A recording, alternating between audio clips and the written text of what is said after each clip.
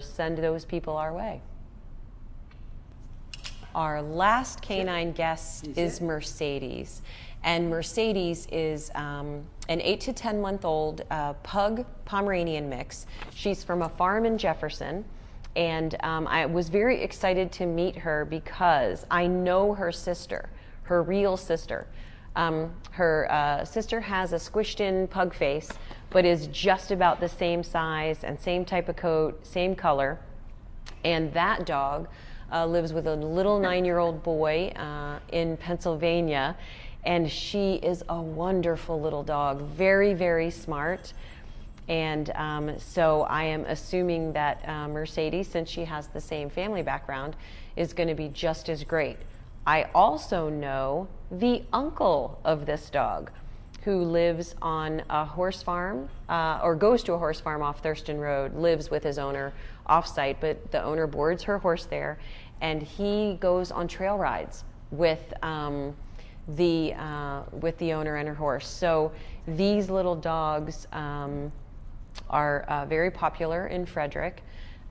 We have met several of them here in the animal shelter, and they always seem to be very good with people and kids and smart. The reason the people that gave her up to us did not want her was that she's not house trained yet.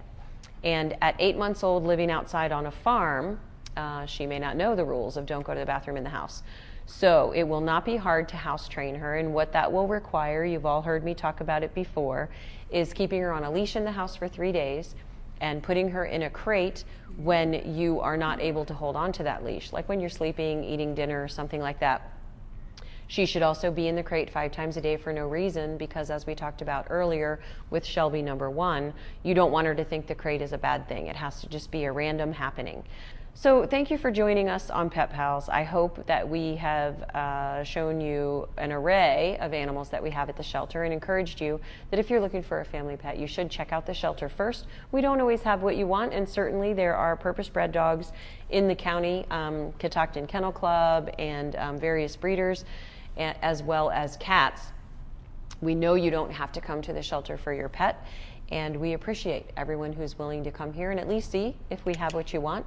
And for those of you who are not looking for pets, who can help us get the word out about the ones that we have, we appreciate that too. So thanks for joining us on another episode of Pet Pals, and we will see you next time.